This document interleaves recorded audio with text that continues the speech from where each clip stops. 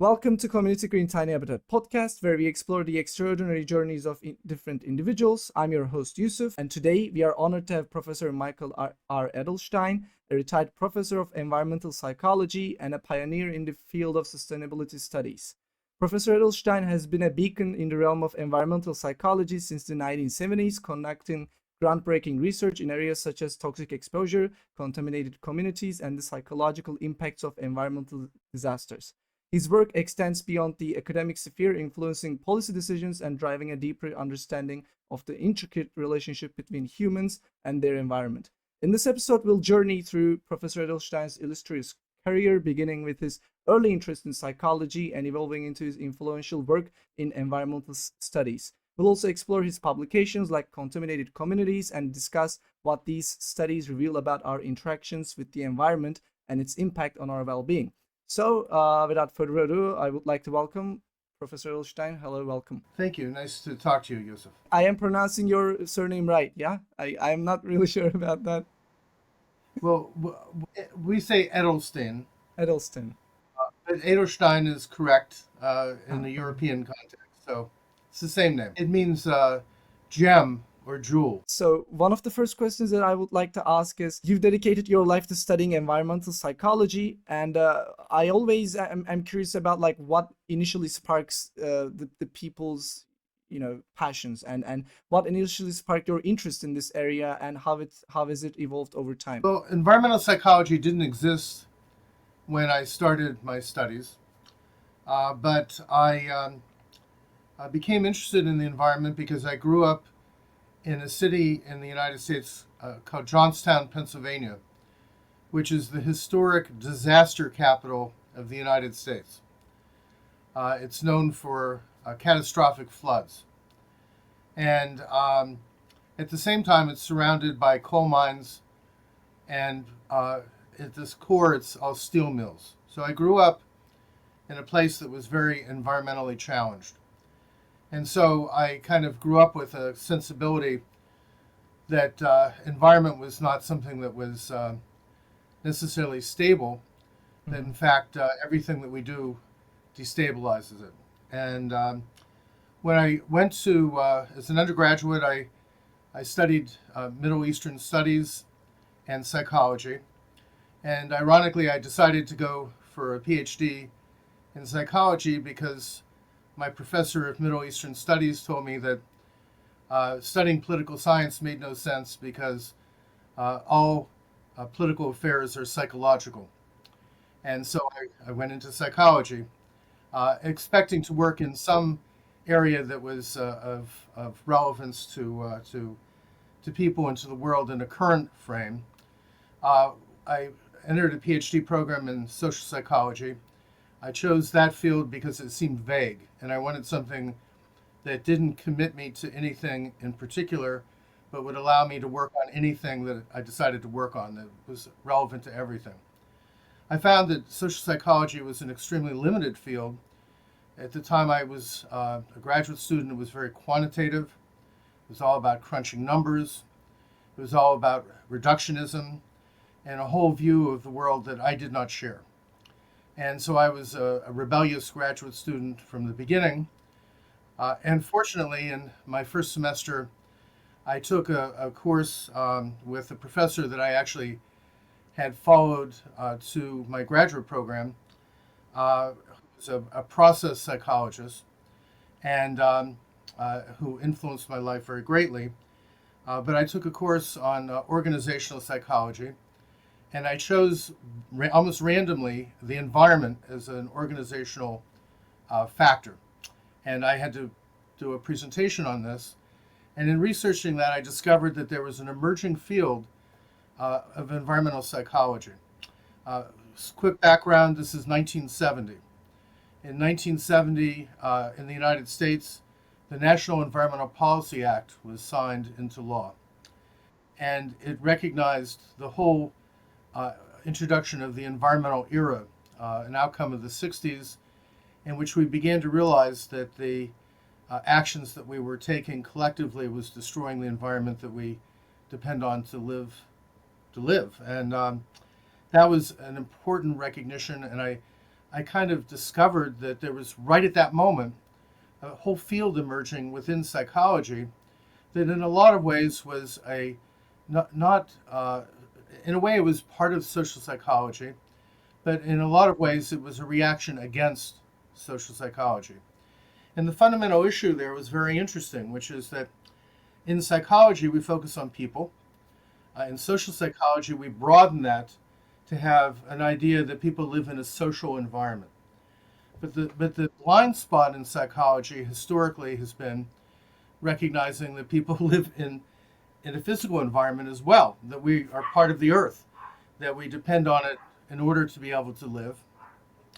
And that blind spot, the fact that we don't understand that, is very much a part of not only the field of psychology, but it's very much a part of modern Western psychology that now infuses much of the earth. And it has caused us to be completely alienated from a basic fact of life, which is that life exists in the context of the earth. And so it was that kind of confrontation that really then led the whole evolution of my career. I elected to go to a very young college, Ramapo College of New Jersey, which is one of the very few interdisciplinary colleges that had been created in the United States following a British model, following actually the Summerhill model. And I found myself in a program of environmental studies in which I had 11 colleagues, all of whom were from different fields. Hmm. And instead of being focused within psychology, I became focused on how my psychological understanding then interlaced with the physicists that I worked with the political scientists, with the economists, with the geographer, et cetera, et cetera, et cetera. And I really began to become a student of really our relationship to the environment, our relationship to the earth as a psychologist. And that gave me a foundation that was fundamentally different than actually most people were able to ever achieve at that point in time, because there was very little interdisciplinarity. And most psychologists were plunged into a very disciplinary world. I've always been opposed to a disciplinary world. I see knowledge as being something that is problem centered, it's focused on issues. And when I came to Ramapo, the first energy crisis of the 1970s had just occurred, and people found themselves without oil, without gasoline. And it was a fascinating time because not only did you begin to realize that in terms of our lifestyles, we were completely dependent on fossil fuels, Yeah. but fossil fuels were also very clearly detrimental in every way to the environment. And at the same time, it became clear from a psychological perspective that part of the paradigm in which we thought, part of our whole framing of the world and our understanding of it was based actually on petroleum. It was based on this power that we achieved from the earth that allowed us to construct the world the way we wanted it to be as people, and essentially pitted us against the earth. And that was something I realized in that early work in the 70s. It was a fascinating realization. I don't know if it would have been so clear to me if I weren't in such an interdisciplinary context. And at my college, we responded to this by creating an alternative energy center, where we started out by building a passive solar greenhouse and then creating a whole campus essentially of sustainable living opportunities Hmm. and examples built by students with the faculty in a collaborative framework, where we not only looked at sustainability before the term actually was even coined, we not only looked at sustainability from the standpoint of living in balance with the earth, but we also looked at social sustainability and how the kind of collaborative community that needs to exist in order to have environmental sustainability also has to be framed, it has to be created. And I realized from a sustainability framework, out of this context that I was fortunate to be in, that from teaching, from working with colleagues, from my own academic work, that we can in fact construct a world that is a sustainable world if we know how to, if we choose to, if we figure out how to live together well enough to do that, and if we are really creative and sensitive to our relationship to the environment. And so these elements have kind of framed 50 years of teaching, but they also framed my approach to scholarship. And after working on the energy crisis in the mid 70s, I had the fortune to have a series of events happen that had me confront environmental contamination. They had to do with the fact that in my own community, we had a project occurring which was bringing pollution into a Hmm. farming environment, and the farmers rebelled against it. And I began to understand how environmental policy comes down, where we in fact don't listen to people who are being impacted by projects, and instead we often push those projects on them without really understanding the consequences. And as a psychologist, yes, I was concerned about the environment, but I was also concerned about what happens to people who are caught up in the midst of unwanted or undesirable environmental change. And that really framed largely my entire career. I went and did a project at Love Canal very shortly thereafter. Love Canal, for those of you who don't know it, was the community as part of Niagara Falls, New York, where Americans discovered contaminated communities, discovered the idea that people could be living in the midst of environmental contamination and what the consequences of that are for people. And that then that project and other projects at that time really plunged me into a whole different world that, frankly, psychologists had never really looked at. In fact, social scientists had barely looked at. In fact, people were not generally aware of. People caught up in environmental communities, environmentally contaminated communities were aware of it, but people who were not were basically uh, uh, not only unaware of it, but they didn't want to think about it. Policymakers gave it 5 minutes and then went on to other things. The press got a couple headlines out of it and then went on to the next news of the next day. And what you have is a pattern of these instances that began to emerge that I understood because I was looking at so many pieces of the pattern and could see the overall dynamic of what I call a culture of contamination, a whole cultural system which is pretty universal at this point, uh, which has created contaminated environments and and unleashed other factors like climate change. So I can go on with details, but I think you have other questions.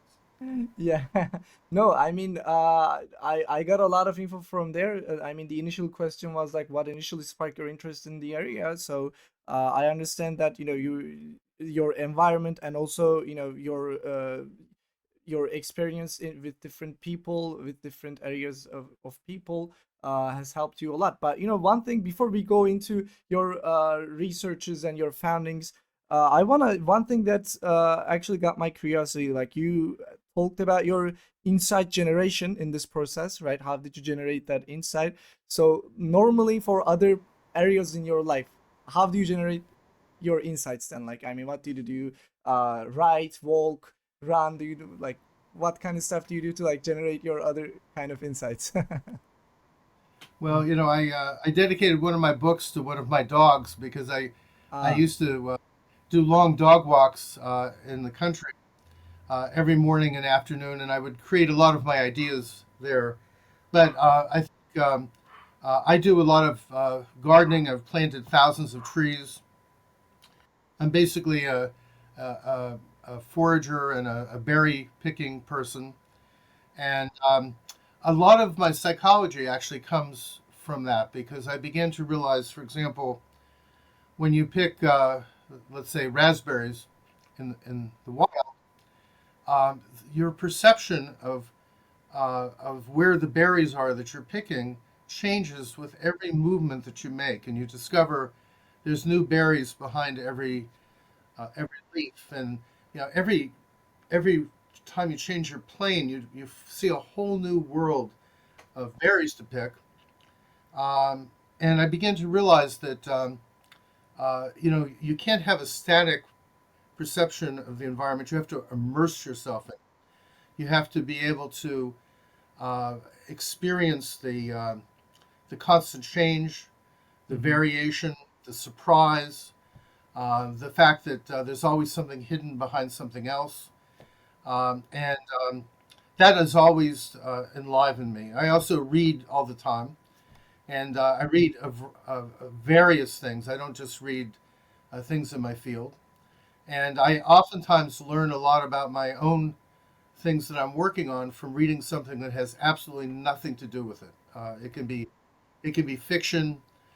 It can be something about a topic that is not a topic that I normally work on. Because in reality, the structure of our lives is fundamentally interconnected, and what you learn in one place almost always has applications in lots of other places, and it allows you to never become static, to always discover and rediscover and see new insights. It's like looking at that berry bush and discovering new berries hidden behind the leaves. There's always new insights hidden behind something that you have looked at the same way all the time from the same perspective. But if you just look from a slightly different perspective, all of a sudden you see something dangling there that's a wonderful fruit that you will enjoy immensely. So, Yeah. Yeah. Okay. Cool. For me, I just like to walk. I also what is really true. You know, when I'm trying to do something on like working on a piece of music and I can't get it right, I just walk or just do something completely unrelated, and a couple of hours later on, it's just there for some reason. Insights comes when you don't do it for some reason. So I was curious about that, but the insight that you had about your research area is not a usual insight. Maybe it's a little bit bigger than that, right? You talked about contaminated communities. You actually talked about it briefly. So my question was, can you explain what this term means and its significance in our understanding of environmental impact? But you know, some of our viewers might not heard of this term before as well. So maybe in that perspective. well, contaminated communities is a term that I created to describe what I saw in places like Love Canal. But uh, after I had my experience at Love Canal, in the next year, there was an incident very close to my home where I ended up testifying in an administrative hearing on behalf of people living in a community right next to a landfill where toxic waste was being dumped. And I became very much involved with this community. And I had to figure out as a researcher, how do I actually research a community that's actually in the midst of what I later came to call environmental turbulence, that their lives have been completely disrupted by some kind of environmental event. And coming out of a field that was primarily quantitative and which did much of its work based on existing kind of theoretical concepts, I instead had to immerse myself in what social scientists call grounded theory, which is I had to see what was happening. I had to observe it through very clear eyes. I had to talk to people and listen very intently and not lay a lot of baggage on what I was hearing from theory or from other research. I had to really absorb their experience. I had to feel their fear. I had to understand their concern about their health, et cetera, et cetera. And that put me in a place that allowed me to construct an understanding of what it's like to live in a contaminated place, in a place that yesterday was your comfortable home, the place that you knew well, that you felt secure, that you could bring your family together in a way that was comfortable, and where you could have privacy and keep your things that were important to you, that you could landscape it and make it a reflection of yourself. And all of a sudden, this place becomes a place that's foreign to you. It's captured in some way by some force that you didn't even know existed. It's like, it came out of nowhere. And that experience was something I had seen at Love Canal. I saw it in this other case that I made brief reference to with the farmers. But now I saw it in a community that was actually what today we would call an environmental justice community, a community where people who were actually living on the margins in a lot of ways socially were also exposed to environmental conditions that were completely victimizing and unfair. And it was just a very eye-opening experience for me. I testified in this hearing, and I was decimated not just by the lawyers for the landfill, but the lawyers for the Department of Environmental Conservation were even more upset about my testimony than the people who were trying to do this expansion of a landfill, because what I was testifying to, and which I've then subsequently testified in many trials and hearings, was anathema to what uh, the environmental regulators wanted to hear as well, which is that they needed to have landfills in order to put waste. The fact that those landfills might destroy a community and harm the health of the people near them was an obstacle to their achieving a public purpose of having a place to take the waste. Yeah. And so becomes much more complicated. It's about what happens to the people. It's about the perpetrators who cause the problem. It's about the regulators who rationalize creating the problem.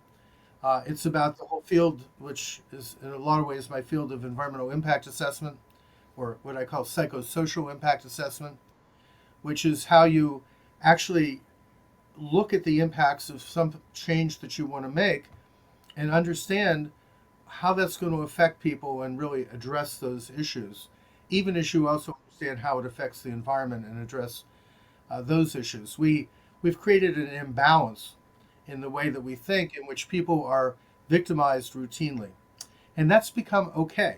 And I've spent my whole career kind of beating my head against that reality, which is that you can go into case after case, working with indigenous people, working with minorities, working with communities that are randomly affected by environmental events, and really pulling out what's meaningful to the people who are affected and addressing it is something that's really difficult to have happen.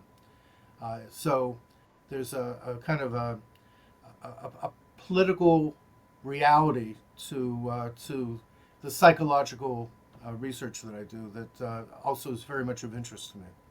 Okay. Well, you're focusing on the resolving the issue as well, but I have a question. One thing that I was thinking when you were explaining contaminated communities, this can be slow and this can be fast, right? Like it doesn't maybe a environment changes slowly in a negative way, or it can be changed in a fast in a negative way. Also, what I was thinking, maybe global warming right now as well, it changes the environment. And obviously not in a positive way, it's in a negative way. So this contaminated communities can, maybe that can happen widespread later on. What do you think? I mean, does that count? All of these things are true, and in fact, they're all true simultaneously. You can have environmental change like contamination happening slowly, but usually what's happening is that it's only discovered eventually, but it's been happening all along. You can have a disaster occur like Bhopal or Chernobyl, and it happens all of a sudden. But in reality, you can look backwards and you can see the evolution of that disaster, and that's part of the event. But you can also understand that these events don't just end. So a chronic event keeps happening, but an acute event becomes then a chronic event. It has an afterlife. In the case of something like a Chernobyl or another nuclear event, it can go on for centuries. In the case of a contamination event, it can go on for you know many years, depending on the half-life of whatever the contaminant is. And so you have conditions that continually get replenished. There are all kinds of things that can happen. But once a disaster occurs, once an event occurs, it has ramifications that keep happening, maybe even after the environmental insult is changed or remedied. Uh, the whole social environment changes. The questions of equity, of how people uh, find justice, the whole question of how people get back on their feet, how they regain normalcy, of what losses they've had, health losses, losses of life, losses of things, losses of place, connection to place. There's just so many dimensions to this. And so everything you said is true, Yusuf, and it's all happening simultaneously. Every event is different and every event is the same. It contains all these elements. Okay. And one of the obvious impact of these contaminated communities is probably like depends on the place to place, but probably health. But what are since you're a psychologist as well, what are the common consequences that happens to these people? Well, in my work, I tend to talk about three categories of consequences. They overlap, they're not independent. The first is what I call the lifescape. And by lifescape, I'm talking about the construction of understanding that we have about the world that we live in and how we relate to it. And there I talk about common themes. And again, I'll just say that these themes are ones that are emerged from listening to people and understanding what's happened to them. And so I talk about them because they emerge in almost every case that I look at, or maybe even every case. The first has to do, again, you mentioned health. Health is not just a physical condition, it's also a psychological condition. And what happens with contamination or with the anticipation of some other draconian environmental change is that you begin to question whether or not you're healthy. In much of the world, although not all of it, and for many people, although not all, we come with a presumption of good health. We assume that we're healthy until proven otherwise. You know, we're good until we're not. But once you have this belief that you've been exposed to an environmental contaminant, now you know that the ingredients have been added to your body that can easily undermine your health, and now you begin to interpret every physical ailment as a portent of something that will happen that will convert you from being having a presumption of health to a presumption of illness. And there's many aspects of that. Young adults getting married who grew up in contaminated communities and have to ask whether or not they have undergone some genetic change that will cause them to have children who are not healthy children, et cetera, et cetera. So it completely shifts how people think about their lives. So health is one factor. The second is the sense of self, and particularly the issue of control over the course of our lives. If there's one core element of Western psychology, it's the assumption that we develop that we, in fact, can control much of our lives and that we can make decisions about where we go with our lives. Mhm. And what happens when you become captured by an event, in this case, an environmental event, is that you begin to realize that you don't have that control at all. And it fundamentally contradicts this assumption that is so core to our sense of selves. And it has various ramifications. For example, parents who cannot in any way assure that they can protect their own children, let alone themselves, etc. So that assault on the self and the sense of control is the second factor besides health. A third has to do with home. Not everybody is lucky enough to have a home that they cherish, but I think we aspire to that. And I've already characterized the positive attributes of home. And when contamination occurs, it leads to what I've called an inversion of home, where people actually are living in a place that they're afraid of, that they no longer want to be, that in fact is a constraint on them feeling all the positive things that people feel about home. Uh, the fourth factor is environment, which is that in a Western sense, in a modern sense, we take the environment for granted. It's kind of a backdrop to us. We live our social lives, our personal lives, and if we take a selfie, whatever's behind us is the environment. But in reality, of course, that contradicts the notion of the environment as a surround. But when the environment becomes something that we're afraid of, it suddenly becomes a major constraint on us being able to to breathe freely, literally. We just went through a major air pollution event here because of Canadian wildfires, in which I couldn't go outside for a week and a half, and I became In New extremely York? ill. Yeah, yeah, it Oh, was the Canadian. The smoke from Canadian wildfires was blowing here. yeah. It blew across much of the United States at some point, and you begin to realize the extent to which, when you're afraid to even go outside, you have to stay in an air protected environment with machines cleaning the air around you. And this is what happens to people that live in contaminated environments. Is the water safe to drink? Can I go swimming here? Can I eat the fish that I catch? Is breathing safe to do outdoors?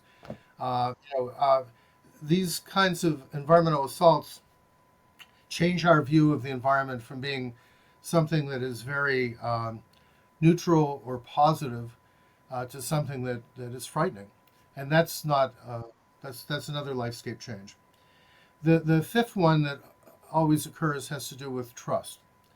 It has to do with trust on whoever may be the cause of the problem that's affecting us, and whoever allows it to happen, whoever stigmatizes us or looks down on us or makes fun of us or doesn't help us when we need help. And oftentimes, what happens is that the people in a contaminated community, for example, who are most victimized, find themselves isolated from others. And they oftentimes do something positive with that, which is that they organize and become a community in and of themselves. But that doesn't always happen. But the whole point is that you become distrustful of much of your social environment. And that cuts you off from the presumption we have that other people will take care of us when we're in need, that government will step in and help us when we're in need, that there's some some protection there for us, some backup for us. That what happens to us is uh, will be just because unjust things are now happening. And of course, there are other things that happen in the world, like war, that produce these same kinds of environmental turbulence effects. But those are the lifescape effects. Secondly, you have lifestyle, which is how we live our lives. In the same way, I talked about people having a presumption of petroleum because we've organized our whole life around the power we create from fossil fuels, so that the idea now of doing a rapid shift, which we have to do because of climate change, to a non fossil fuel based world.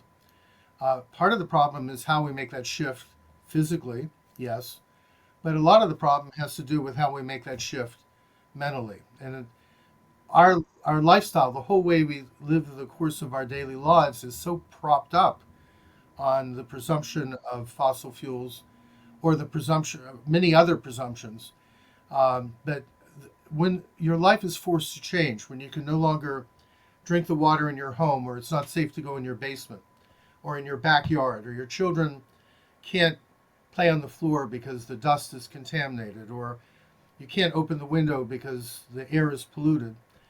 When all these things happen, they not only constrain our lifescape and how we think about the world, but they constrain how we actually live the world.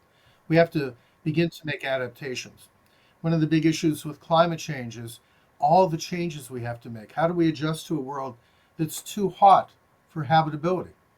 Okay, that has all the other uh, uh, you know uh, catastrophic changes that are tied into climate change. How do we make those adjustments? How do we adapt? And what is that adaptive life going to be like? And will we be satisfied with it? Uh, will we even be able to cope with it? Can we make those changes? How do we make those changes? How do we cope? Those are all life style questions. And then the third category is life strain. How much stress, how much coping demand is built into all of these changes? We end up shifting from a world that is, we feel proactive in, to a world in which we're reactive, in which we have to make decisions based on survival. In the back of my mind, by the way, while we're talking, we've just had this disaster in Maui, where the city of Lahaina, which I know pretty well, is largely destroyed. Hundreds of people perhaps killed in a fire.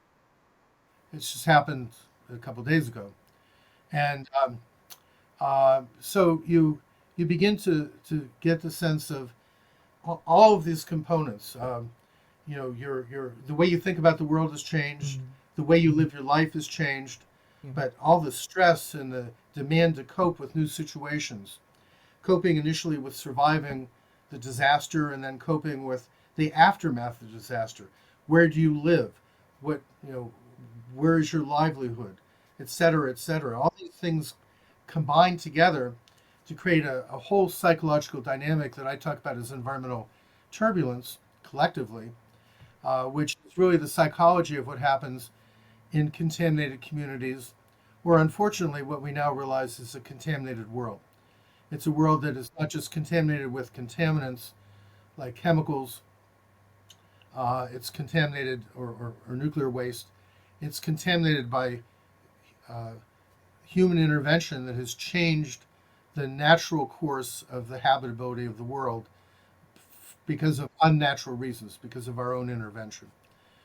So we have ourselves to blame collectively, maybe individually, but we now have moved from contaminated communities to a contaminated world. It's not a happy shift. Yeah, yeah, for sure it's not.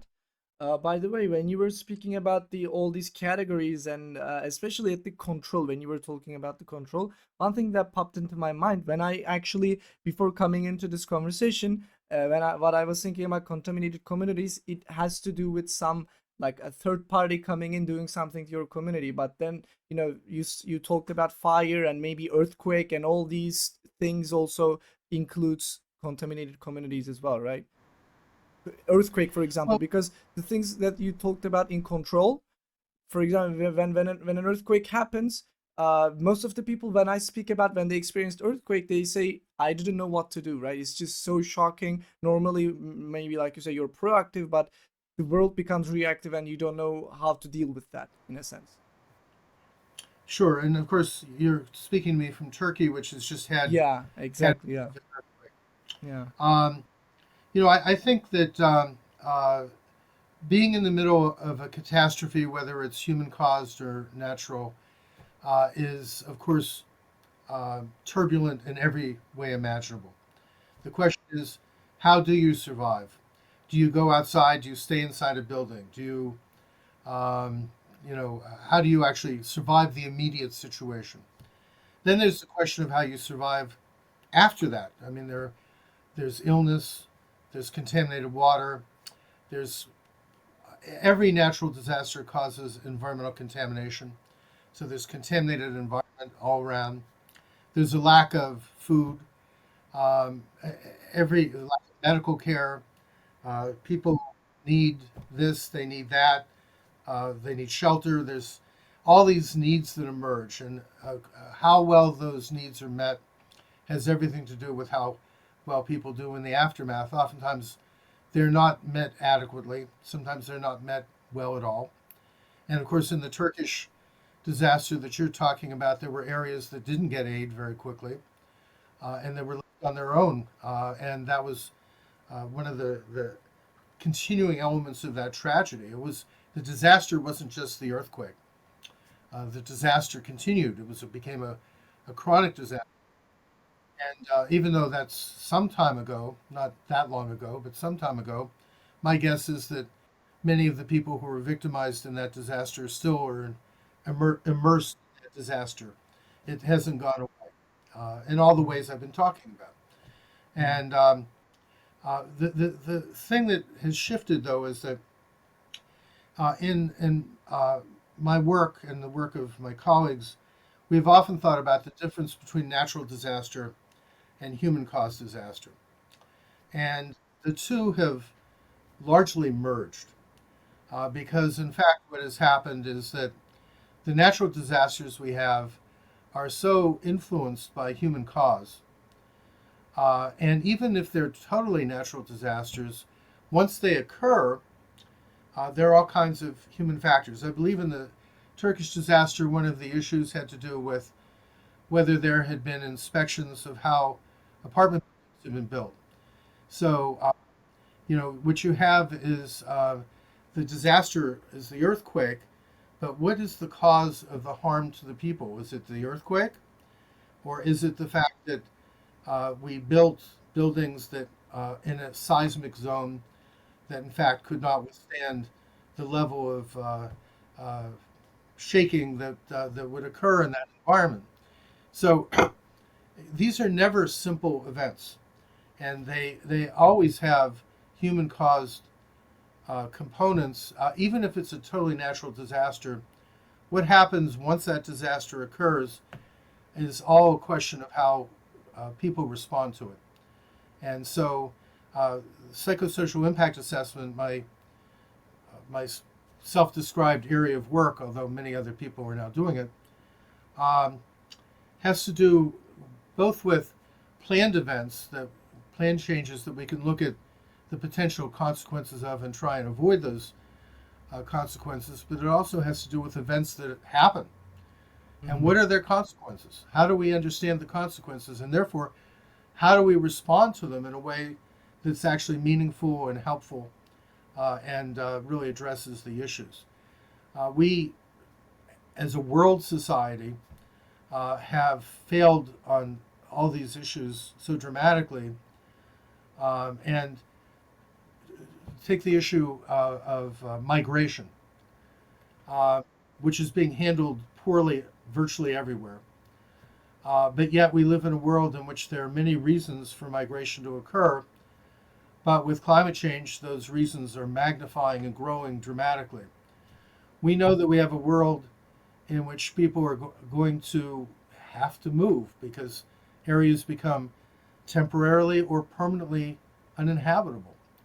And the conditions for survival, let alone for comfortable living or for earning a livelihood, are not present. And this, we know, causes conflict. It causes all kinds of conditions in which people end up spending their lives living in tent camps or, in temporary environments, artificially surviving. We have a lot of deep thinking to do about all of these chains of consequence if we're going to create a different future rather than just keep repeating the same pattern over and over again. These are not technically contaminated communities, but they're the response of disasters that have the same kind of pattern that is repeated. We need to learn those patterns. A lot of what my field is about is really understanding what those patterns are so that we're not surprised every time they happen. Like every contaminated community is a new event. Well, it's not a new event. It's really repeating the same issues. Maybe there's some different attributes to this particular situation, but the same situation is repeated over and over and over again. At what point do we understand the pattern and address it? And oftentimes you can't address it just locally. You have to address the meta pattern, the bigger pattern. And of course, that's a pattern of what I call the culture of contamination. The fact that we have created a civilization which is really based on undermining the health and viability of people and the environment they live in. That's just not something that's a sustainable way of doing things, and that points toward the need to turn toward a whole sustainable, excuse me, perspective, which is entirely different. Different. It requires a whole different set of behaviors, different lifescape, different lifestyle, different life strain, different ways of relating to each other, And how do we build that collaborative environment that can achieve this? That's the challenge that we have, and we haven't been doing a good enough job at it at all. Anyway, I'm talking a lot. Why don't you give you Yeah, some yeah. space? No, no. I mean, I listen to it. I mean, to be honest, these are the informations that I get, that I don't really spend time a lot on. I mean, I am concerned with climate change. I'm concerned with where we're going as a world. But everybody. I mean, this is your life purpose in a sense as well. So you spend a lot of time on it as well. It's just I don't know. It's a bit negative. It's a bit sad, and yeah, it just makes me feel sad in a sense. So that's why I want to ask another question. I mean, since the 1970s, right? I mean, you've been doing that for a while. Isn't there any I mean, there are a lot of negative things that we can talk about, maybe which we will talk about in a couple of minutes later on as well. But what are the positive things that are happening? Concerning these contaminated communities and also in sustainability area, like anything changed? Well, a lot of positive things have happened. Yeah. In addition to everything else I've done, I've run an organization of my own dealing with environment and sustainability for more than 40 years. I'm now emeritus president, but we've been working on these issues, and you end up having to deal with reactive situations, which is you've got to close down the polluters in order to build a positive world. So you get involved in these environmental battles that are protracted and difficult and negative. This is the negative stuff. How do you get to the happy stuff? That's really the question you're asking. And it's the question I always ask. How do you get to the happy stuff? So my organization right now, for example, is doing a major pollinator project in which we're trying to get people to take their very uh, neat lawns that they mow and put chemicals on and try and have these green lawns surrounding their homes. How do you wild those lawns? Okay, how do you put native plants in that will create habitat, attract and sustain pollinators, bring wildlife back, allow people to have a different aesthetic. It's a lot of it has to do with what we have in our mind about what things are supposed to look like, and the fact that you want to walk uh, on short grass rather than deal with wild plants. But how do you actually get people to have the kind of encounter that they come to really enjoy nature, where they actually confront nature, where they actually feel like um, they are. It's not all about my control over place and how I want everything to be neat and tidy. It's really about how we actually live in the earth and relate to it and enjoy it. I Right before I came on with you, I spent some time looking out my window, and I had a visit from the female cardinal, who is one of the many participants in the world that I live in, and she was hanging out with me through the window, and this is joy. I mean, this is pleasure, and it gives us a sense of place. It gives us a sense of purpose. It gives us a sense of belonging, and I think that this is how I cope, and this is how other people need to cope. But it involves a major change in the way we think. I think as psychologists, we're capable of making that change. We need to understand that there are many obstacles to making the change, and most of those obstacles have to do not with nature itself. Nature is within limits capable of, um, of repair and coming back into life. We have to change ourselves first, and that's really been the challenge I've been working on. How do we change the modern paradigm, which is like a jail that surrounds our minds and limits us in terms of what we do and how we think? How do we begin to understand when we become unjailed from that paradigm, what the alternatives are? and how do we work together to bring them forward in a time frame that in fact is meaningful to us. And that's precisely the situation we're in with climate change and the collapse of species and all the other changes that are happening to the earth around us, is that we have a very short window to make change.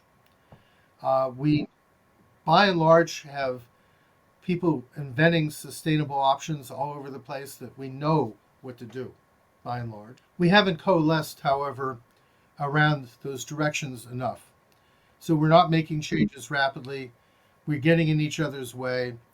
We have too many people who are in denial and blocking change. And these are really social and psychological issues. It comes back to what my political science instructor told me when I was an undergraduate, when I wanted to go into uh, political science when I was studying Middle East. And he said, no, you should go into psychology because it's really all psychological.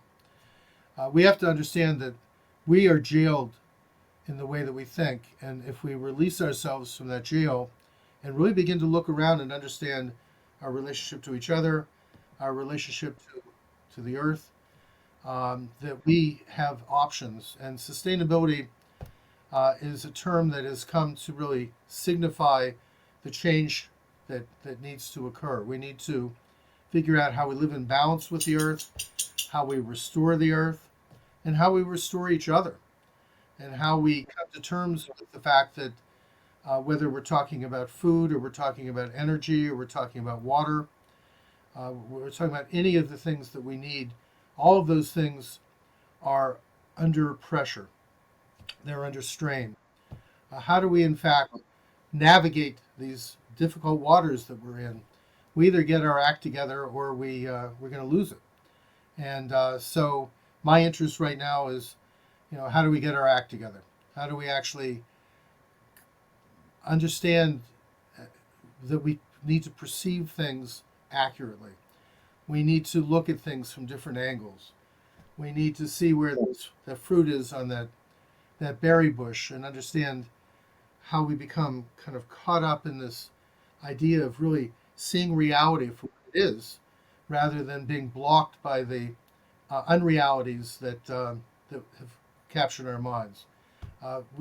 We're in a very fragile moment.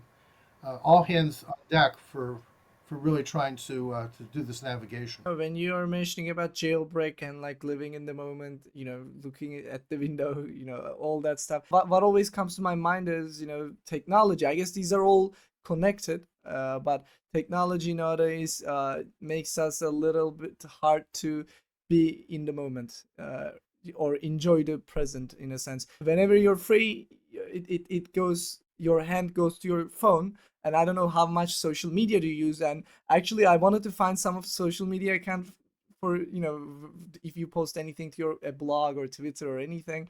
Couldn't find any. Actually, I was gonna ask that too. But that jailbreak, maybe, I don't know what you exactly meant by that. But do you think that jailbreak also contains this kind of stuff as well? First of all, I'm a writer, so I spend my time writing books and articles. I sometimes I had a blog for a period of time. I ran for political office, and I had a blog when I was running for office. And I have a website that I haven't ever posted much on, and um, my Facebook page I don't go to that often anymore. So I've kind of pulled back from social media.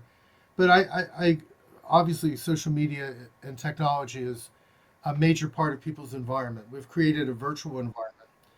And from an environmental psychological standpoint, it's a fascinating topic because when you live in a virtual environment, do you also live in a physical environment?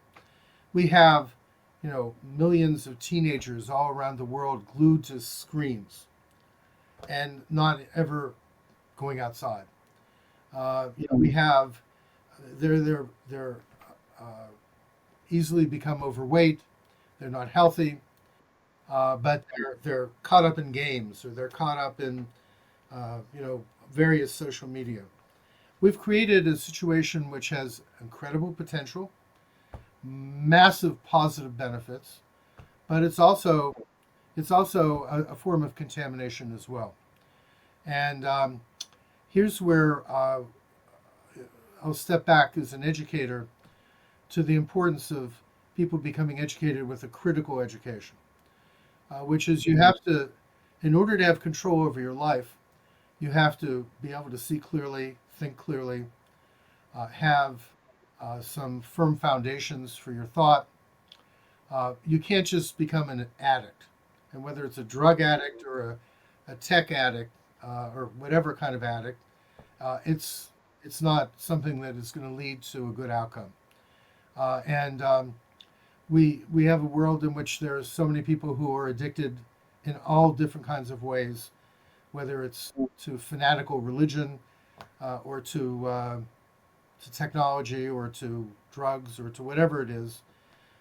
And you asked me in your questions about seminal authors that influenced your life, and I was just having a conversation with someone, and I remembered the fact that in my teenage years, I read everything that Aldous Huxley ever wrote. And one of his concepts that always has been in my mind in Brave New World, he talks about soma, or a drug that people are used in order to be controlled by a totalitarian society. But we have our somas. Technology has become now a soma. Okay, you can become so focused on the game or so focused on looking at everybody's influencer site or whatever it is that you don't have any perspective at all. You are captured by other perspectives and you lose yourself. And the real question here is how you build yourself, how you really become capable to be a real actor in the world rather than somebody who is just caught up in this soma or that soma, addicted to this or addicted to that, detracted from thinking clearly, from being a real actor in the world with the power to hopefully do good. And as an educator, I spent 50 years really driving that message home, which is how do you take every student who comes to you, or the thousands and thousands that I taught, how do you take them and actually get them to understand this, that in fact they have a place in the world as a positive actor? And how do you prepare them to play that role? And not giving into the soma is really the issue. I gather that you're a musician, and if that's in fact the case, the question here is, at what point are you the creator and really bringing music into the world? And at what point does the technology capture you and sap you of your creativity? It's that dividing line. And as a musician, you need to be on the creative side in which you're in control and not lose that control. Coming back to the environment, we've lost this control. And the question is, how do, how do we get it back? And in a lot of ways, the way we get it back is to understand that what we think of as control, being able to extract and use nature in ways that is destructive and not sustainable, that's the problem. The control we need to have is control over ourselves, the role that we play collectively, and how we actually create a sustainable world. That's really the direction we need to go. We need to be musicians. We need to create music, not static. If we want to have some sort of control in our environment, we have to control ourselves first as well. Then, okay, that's yeah, you didn't mean That's that? what Yeah, okay, cool.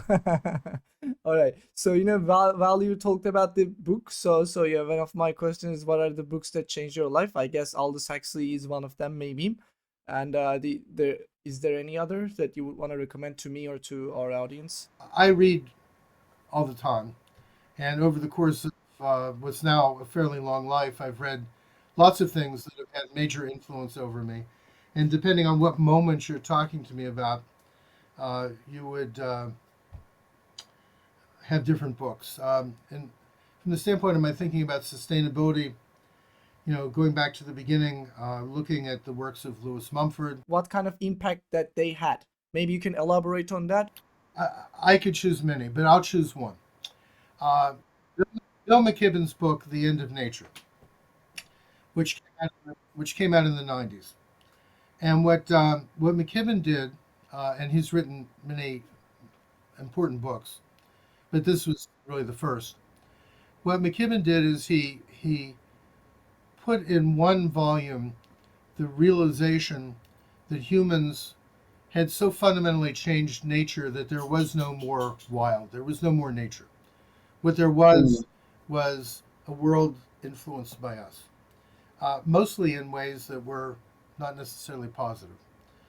And this comes back, talking about things that influenced me. I in college, I read a lot of French existentialism, and I studied with a professor who was both an expert on the Holocaust, um, which, the killing of Jews during World War II, but also on French existentialism, and he brought the two together. His name was Richard Rubenstein, and um, I came to realize from that we have a profound personal responsibility for the world that we live in, that we cannot shake that responsibility, that we need to understand the consequences of what we do and react to what others do in a way that uh, is consistent with what our responsibility is.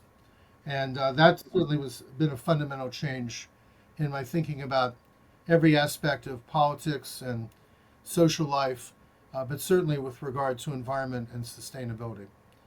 What McKibben's book did, The End of Nature, was that it brought home the fact that we had crossed a point in which it was no longer just a question of, okay, there's a contaminated community here and a contaminated community there, but we had in fact fundamentally changed the whole nature of the earth in a way that uh, was profoundly negative. And of course, he talked about climate change in one of the first treatises that really address this. There are many other books I could point to that all collect in that same genre, much earlier and much later. But what you see is a dividing line between a world. It's the glass half full or the glass half empty. We began to realize that even though I'm always a glass half full person, I'm always positive. We live in a world which is turned toward the negative. That, in fact, things are going in a way that is destructive of so many people, of so much of other life, of life on Earth as a whole. We have to understand that. We can't deny that. And at the same time, you have to have the idea that you have the responsibility and the power to try to change it. And it's that combination of factors which is implicit in McKibben's work and other people's work, and certainly very much in my own thinking, that makes that one of the profound books that I would list. Again, among many, I've been influenced by lots of people. Yeah, awesome. I'll took a note on that. I'll check it out myself. Um, so when you said, I am mostly positive person, and I mean, you look like a mostly positive person. But the thing is, in this episode, I think most of the stuff we talked was a bit, in a sense, sad, negative topics. Though, I mean, these are need to be talked. People need to know these stuff, and not everything always can be positive. And I am glad that we also did positive innovations since the 70s. But I guess these days we need to look and care more because the climate change is like accelerating. Well, look, I think that there are negative things happening that we need to be aware of, we need to address. But the bottom line is that we need to construct the world we want to live in. And that's not necessarily, I'm not the only person who's ever said that, but it's in our hands. We can construct the world we want to live in. And it's a world which would be healthy, it's a world which would be vibrant and, verdant, full of life, not just human life, but life writ large. And we're not there. Okay, so I'm a happy person, but I understand that I'm living in a world that has negative things happening.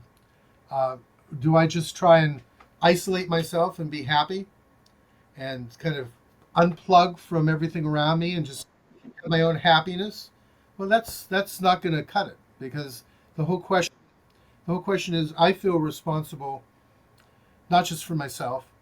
I feel responsible for changing the trajectory that will affect people worldwide and that will affect life worldwide, that will protect the habitability of the planet. I'm certainly not the only person that feels this way. There are many, many people who do, but I want everybody to feel this way. This is what I'm talking about by escaping from that psychological prison, which captures us into this small world. But we don't live in a small world. We all live in the world, okay? We can't escape. Every breath we take, we are living in the world. Every food that we consume, we are living in the world. The water we drink, we're living in the world. We have to engage in that world and understand that the repercussions of how we act and take responsibility for it, and craft, because it is a crafting, not a manufacturing, but a crafting. We have to craft a world that, in fact, is a world that's livable in the long run. I have 5 grandchildren, okay? Many people listening to this will have kids or plan on having kids. And what's our responsibility to future generations? What world are we in the process of leaving them?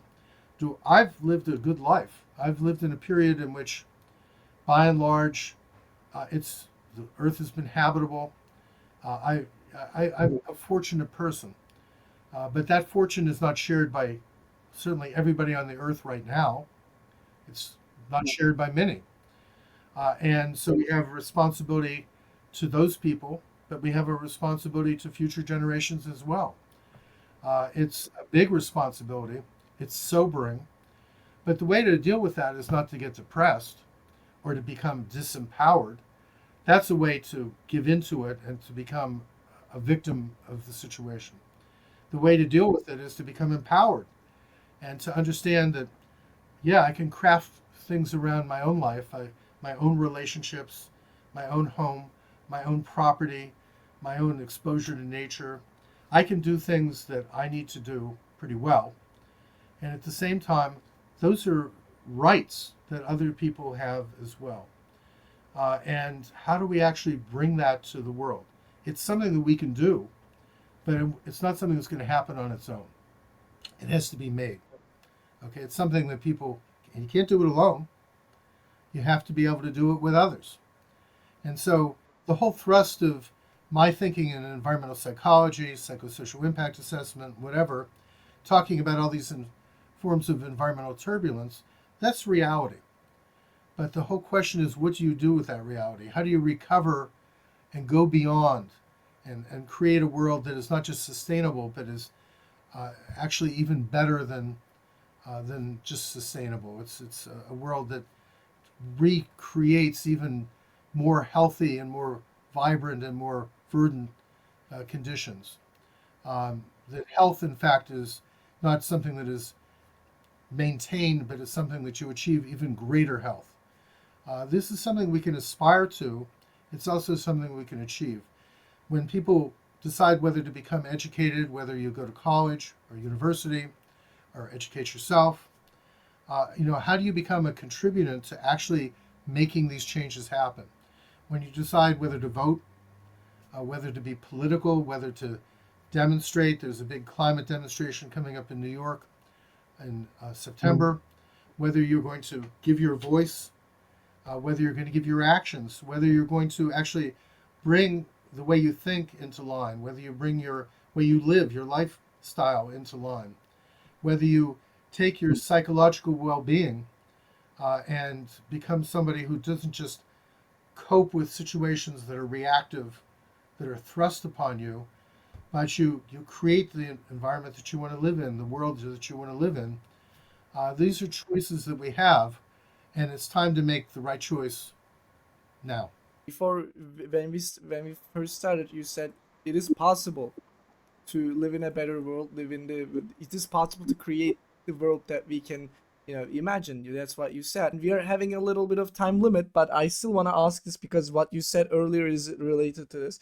So, generally speaking, like how can we achieve that, and maybe what should individuals, what should governments, what should organizations, like what's the general outline look like? How can we achieve that? Well, I mean, you can talk about different levels. At the United Nations, there's the whole focus on sustainability and climate change and the Paris Agreement, all of which are good but not adequate. So they need to be further. Wherever we live, there's what's happening in our own political worlds, in our nations, in our communities. Those need to be pushed further. And then it comes down to our own lives. But what happens is that if you look around the world and you talk about sustainability, you realize that people are doing amazing things everywhere. Uh, they're doing amazing things. I spend a lot of time with indigenous people. Uh, the uh, extent to which indigenous thought is becoming more and more um, influential in terms of general thought, very important. But people in their own communities are solving problems. They're figuring out how to live together. They're figuring out how to grow local food. They're figuring out how to generate energy in their own homes or in their own communities. They're We can't unplug from the larger world, so we have to solve things at every layer simultaneously. It has to be, you know, at uh, the global level, the national level, the community level, the personal level. They all have to align. We have to work at all those levels. But if you look at what's happening, amazing things are happening. Check out the Equator Initiative, uh, which is run by the United Nations, or in Britain, there's the Green Gown uh, Initiative, where they find people who around the world are doing amazing sustainable things. They showcase them. It's just very inspiring what's happening everywhere. It's happening in my community, partially because of what I'm doing, and a lot because of what other people are doing. It's happening. There are positive things happening everywhere.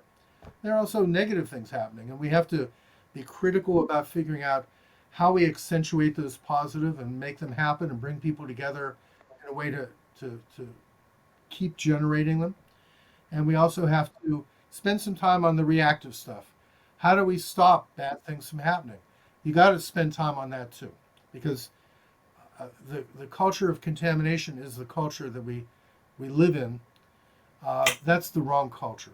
Okay, we need to change that culture to a culture of sustainability, a culture of regeneration, a culture of renewability, and it's in our hands. So I look around and I see the positive, not just the negative. I see lots of things that are inspiring, and I want to inspire others. I want others to inspire me, and they do all the time. Okay, we need to get to Thunberg's, the Greta Thunberg, the climate activists. My last 3 years of teaching, I taught a seminar on the youth climate movement. We just had this past week in the United States the first positive outcome of a legal case brought by youth against the state of Montana, arguing that Montana was not acting so as to promote a future because its actions were causing climate change. Those kind of lawsuits are happening all around the world.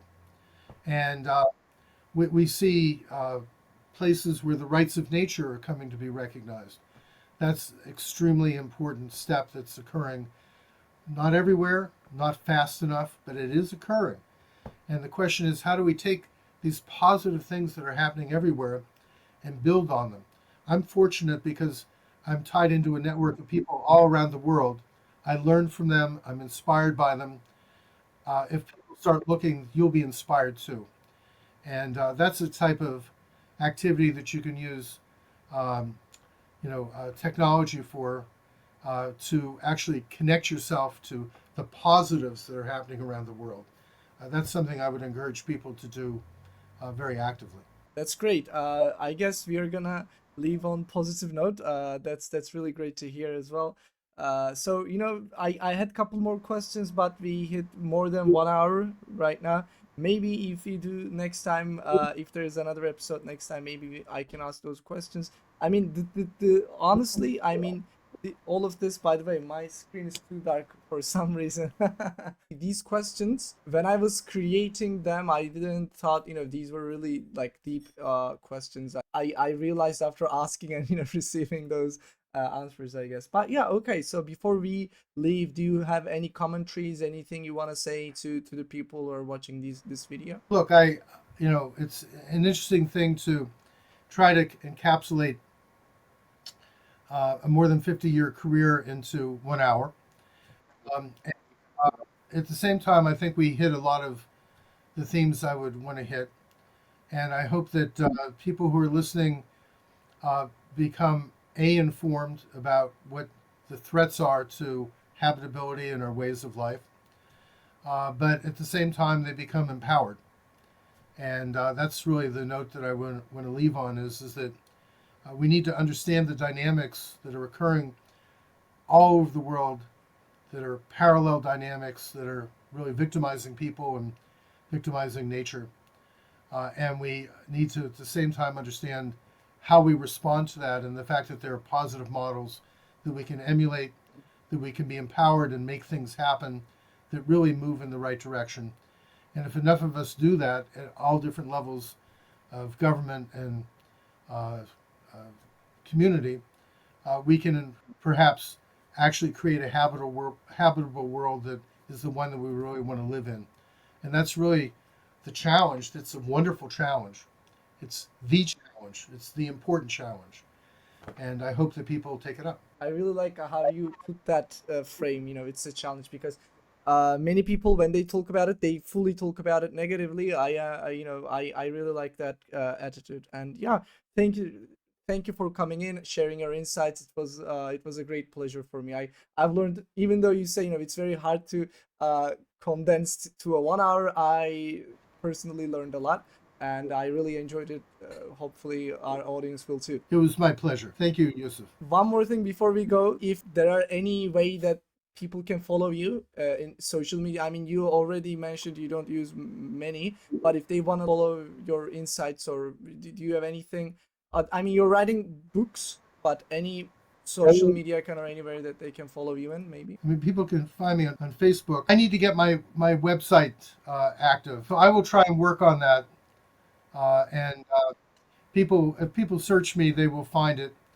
But right now, I wouldn't look because I have to put stuff on it. But uh, the problem is when you write books and you do the kind of work that I do, you don't have much time to add to social media. And I'd love to blog, but it requires you have to decide where to put your time. For me, writing is a medium that I really relate to. So I hope people will actually look at the things I've written. I've written a lot of stuff, and hopefully, if we do this again, we'll talk about some more of it, like the RLC and some other components of work I've done. The work with indigenous people. It's just a great, exciting world out there, full of challenges and ideas and inspiring people. And I've had an opportunity to really engage in that, but I'll try and get more on the media so that you can find me. If you complete your website, we will link to it in the descriptions as well. I actually wanted to talk about your books as well, but as I say, this is a very rich conversation, and we hit like 1 hour and a half right now.